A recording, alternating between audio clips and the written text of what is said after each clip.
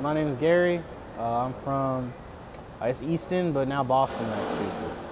One lesson I learned that really kind of shaped me today, I think, is so one of well, I was in high school, and like my mentor, I did like tech for theater stuff, like light and sound for like shows, that kind of thing. And the guy who trained me, a guy named Mike Cardoza, his whole thing was, you're asking him how to do something, go, figure it out. So no matter what it was, I was like, oh, how do I turn them? Figure it out. So that really gave me a good foundation of like, you can't ask about everything. You got to be able to do something to a certain degree. So it kind of like the process of like how to figure things out. It's like, so I have the basics down. Like he teach you all the basics, and then from there, if you wanted to do anything, beyond that, it's kind of finding your way through. And so that's really helped me in my career and in my life as well. Just whenever I'm backed to a corner, it's like, well, I can ask this person for help, and I often do. But at the same time, I know what I got to do, what steps I got to take to figure it out on my own. How do you define success, and how has that definition changed over time? Yeah, definitely, it has changed for sure. I think when I was younger, I was like, oh, success. It's like all about having money and like getting bread and being in a place where you could you know be very comfortable financially and riding big cars and all that stuff. And I think that's definitely changed for me over time. Like I'm not trying to live in a box out here, but I think definitely success. I think as you kind of grow through life, you realize that there's more to life than just like money or like fame or whatever. It's really finding your place in the world, finding people that care about you, you care about them, and then doing everything you can to make the world a little bit of a better place. There's a quote I think about a lot, where it's like a professor talking to college kids, and he's like, you're still at that like part of your life. You're young. You still have a little bit of a I want to save the world in me, and I want you to know it's okay if you only save one person, and it's okay if that person is you. And I think about that quote a lot, and think about what can I do to make not only my life better, but the people around me make their lives better. So it's really finding people you care about and doing everything you can to make the world a little bit of a better place every day. That's kind of what success means to me now. Oh, that's a good one. So what traditional value from your culture or your upbringing means the most to you? Got to think about that one. I'm Jewish. I was raised Jewish. You do my ancestry, it's just Jews all the way down. I'm sure there's like some third century rabbi I'm related to or something. But and that's a very strong culture, especially, the joke on all our holidays is they tried to kill us, we won, let's eat.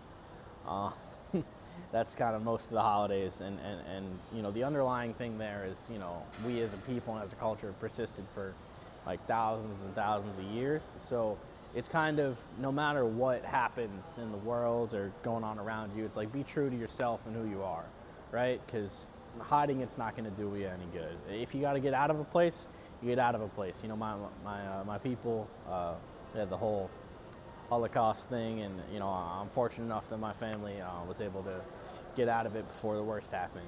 And I know that's not true for a lot of folks, but some of the values that I've had from kind of a young age is really, stay true to you and like kind of how you was raised, and no matter what happens, politics, the world, crazy, people come, people go, but you just gotta stay true to yourself and really fight for what you believe in. Yeah.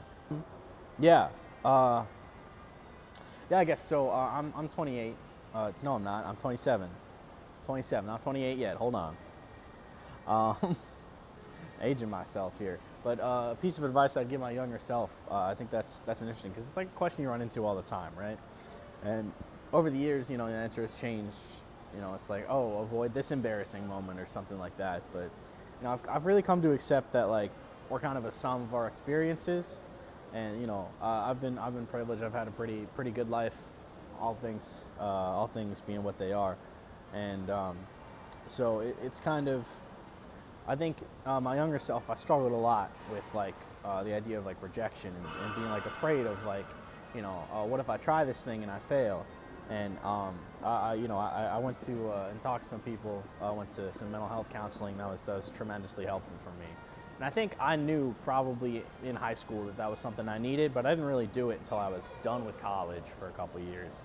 And so there's like an 8-10 year period in my life where I was scared to try some new things, and that really, you know, I'm grateful for where I am now. But I think, you know, if there's something I regret, something I wish I knew when I was younger, it's really, you don't have to be afraid of things just because you think you'll fail. Like, things are going to happen how they are. You just got to keep doing the best you can and keep being you. And it's really, getting up every day and fighting through whatever the day brings to, make the world a better place and be the best version of yourself you can be. And yeah, so that's something I try to do now, and it's something I wish I kind of had a better handle on when I was younger. So yeah. Right. Thank you very much. Yeah, of course. Hey man, I appreciate pleasure you. talking I to wish you. you the best, man. I'm gonna miss you, man. I'm gonna miss you. It's been great working with you. You need any kind of video editing done, this is your man. View from Bars on Instagram. Hit him up. He knows what's going on. I appreciate it. Yeah, I got you. Z.